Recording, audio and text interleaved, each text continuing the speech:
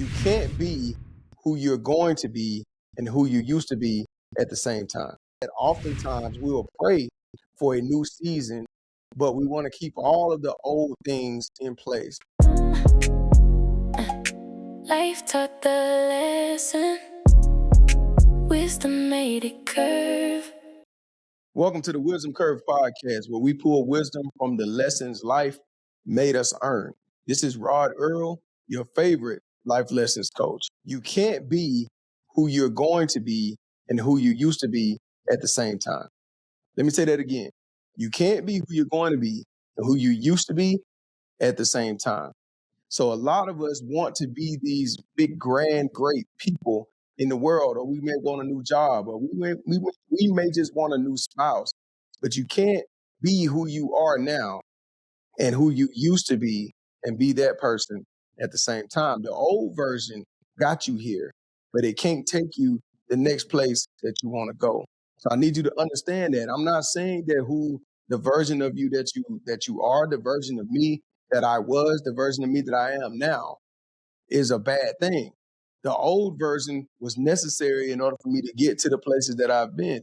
In order for you to get the jobs or the spouse or the whatever, the boyfriend or whatever achievements that you have in your life right now, the old you was responsible for getting that. Good or bad. Say that you got some bad things in your life that's going on right now. Well, the old you it's got you there, right? But the old you also, as you know my story, helped you survive a lot of things. So it's very important. You can't be mad at who you are. You can't be mad at the old version of yourself. It's sort of like this, right? If you think about it, it's like if I was a kid and I wanted some shoes and I begged and begged and begged to finally get this pair of shoes that I wanted. And then I get them, and then within a year, I outgrow the shoes. Well, do I now hate the shoes? No, I don't hate the shoes. I became a different person, so I don't hate the version of me that made it and wanted those things. So all I'm saying is that oftentimes all of the old things in place, all of the old relationships, all of the old way of thinking, the old routines, all of the baggage of the old season, the whole time we're praying for a new season. So we're sitting here and we're asking God, oh, give me this job.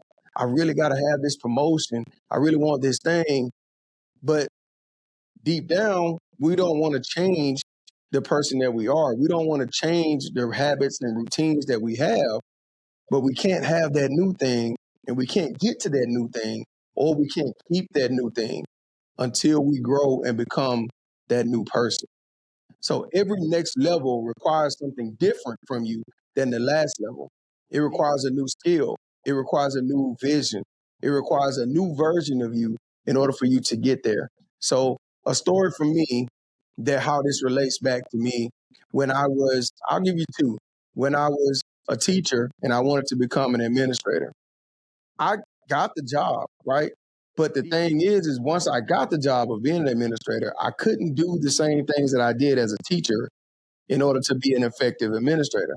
I couldn't interact with the kids the same. I interacted with them, on my level, but I couldn't interact the same with my peers. I couldn't do the exact same things as I did as a teacher in order to be effective as a leader because I had to become more. I had to gain skills that I didn't have. As a teacher, or basically as a teacher, there was a lot of oversight. There was a lot of things that came along with, okay, somebody's going to make sure I'm here every day. Somebody's got to make sure I'm checking my emails. They make sure I'm doing my lesson plans, all of these type of things, right? When I became a school leader, there was less of that, but I still had to do it. So I had to become the person that could do those things without the oversight, right? I'll give you another example. When I was single, I remember praying and asking God for a woman that could be my wife. I wanted a woman that had these traits. Well, God blessed me with that woman, right? And hopefully she's watching this, so brownie points, you know what I mean? God blessed me with that woman.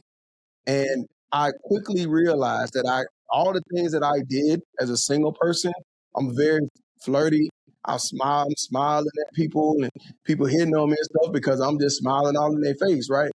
I couldn't do those same things. I had to become a different person than I was. I had to become a better version of myself in order to be the person that I am. And then even after I got married, right? When I first got married and we first became married, that's who I was, but that wasn't the husband that I needed to be, that I want to be. So I'm constantly having to become the husband or the version of me that I want to be. And what does that mean? Right? That means that some of the things that I carried with me, I have to let go. So can the habits of the person I am today sustain the life I'm asking for tomorrow? That's what you have to ask yourself. So say the life that you're asking for is the life of someone that travels all day and that gets what we call mailbox money, right? They just have money coming in and they don't necessarily have to get up and go to work. Well, the habits of that person, what they do when they wake up in the morning, what they do on a day-to-day basis, what they do without somebody having to tell them what to do. Do you do that? Right? Do you do those things? Let's say I'll go back to the relationship thing. Say God blesses you with the spouse that you're asking for. Well, do the habits that you do right now, will they sustain that blessing? Will you be able to keep that person? Because it doesn't matter if you like, oh, I want this thing, but I want to stay who I am. I want to stay exactly and do the exact same things that I do right now. I want to cuss people out. I want to be able to be selfish. I want to be able to do whatever I want to do, but I want that person. You're not going to be able to keep them. I'm not saying that you have to change who you are. What I'm saying is that you have to become the person that earns and that can keep the thing that you want to keep. So the version of you that receives the opportunity may not be the version of you capable of stewarding the opportunity. So I'll say that again. The version of you that receives that opportunity may not be the version of you capable of stewarding it.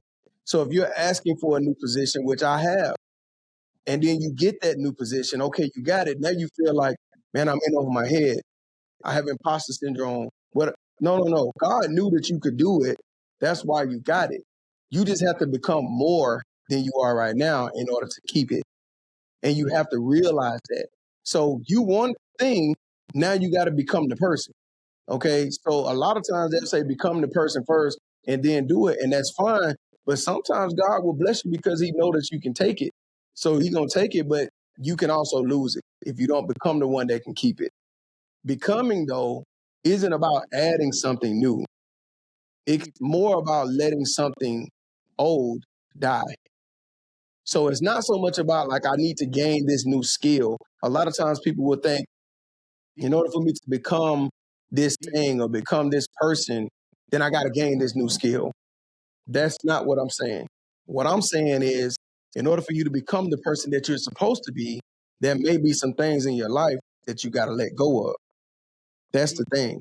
In order for you to become the person that you're supposed to be, there may be some people in your life that you have to let go. There's some bad habits and some things that you do on a routine, on a regular, that you have to let go, which brings me to the next point. Outside people are the biggest enemies of transformation. Outside people are the biggest enemies of transformation. Those outside people typically are going to be your family, your loved ones, your spouse, your children. For those of you that care, your social media following. But those people are usually going to be the biggest enemies. And why is that? It's because they may not like the person that you are becoming or the person that you need to become to fulfill what God has for your life. They may not like that.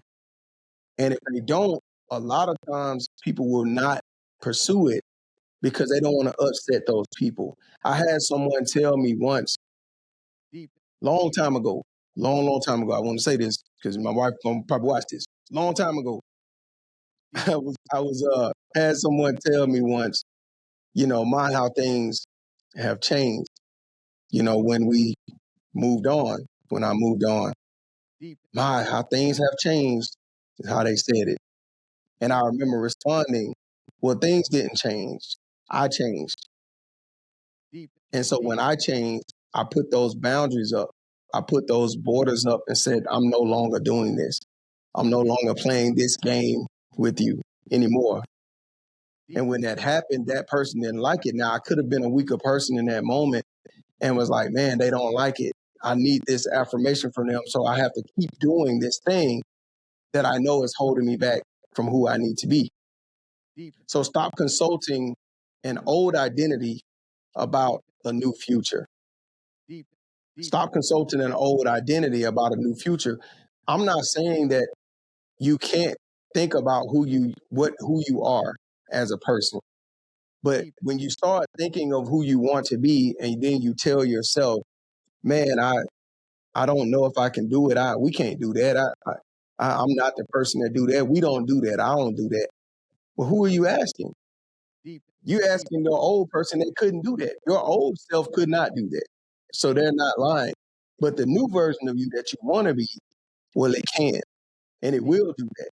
You just have to believe it. So you have to start asking, almost talking to your future self, what is it that you need to know in order for me to do this? What is it that I need to do in order for me to do this?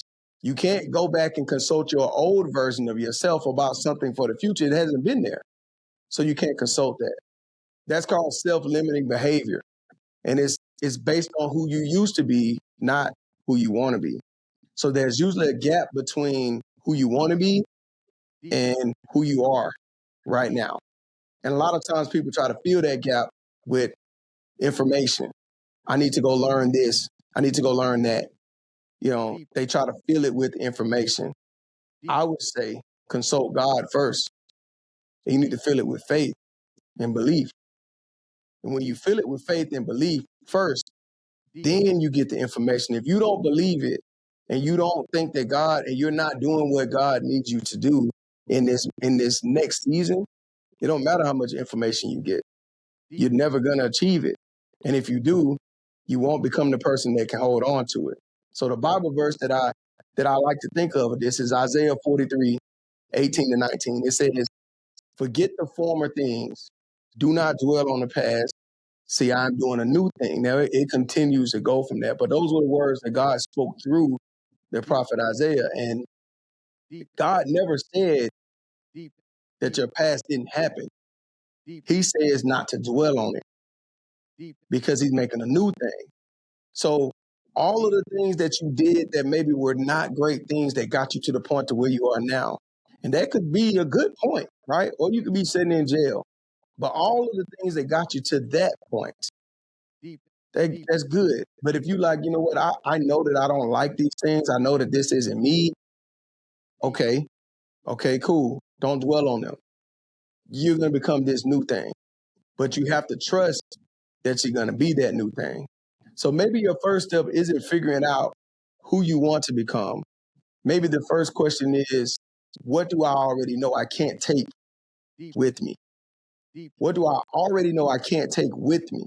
Not so much of who do I have to become, right? What do I want to be? People think $1 million is like the benchmark, right? So if you say, oh, I want to be a millionaire, I want to make $1 million. Okay, well, what are some of the things that you know you do right now that a millionaire does not do? I'll give you an example, right? I wanted to be more active and be more in shape and be more productive. But something that I really love, and I know I shouldn't say the word love, but something that I really enjoy is football, mainly the Georgia Bulldogs. That's my hometown. I really enjoy watching them for years, decades. And I would watch football every day it was on. I would watch it on Thursday, Friday, Saturday, Sunday, and Monday. Think about the amount of hours during the football season that I spent watching football. But then I sort of ask myself, if I want to be more fit, I want to be more active, I want to be more productive with my life before it's gone. Does somebody that has those things does that person watch this much? No, they don't. So I had to let that part die. Even though I enjoyed it, but it was not part of the person that I wanted to become. So I'll ask you this last question. What version of yourself do you need to let go of to become the person your next season requires? This is Rod Earl, Wisdom Curve Podcast. I'll talk to y'all next week. Life taught the lesson. Wisdom made it curve.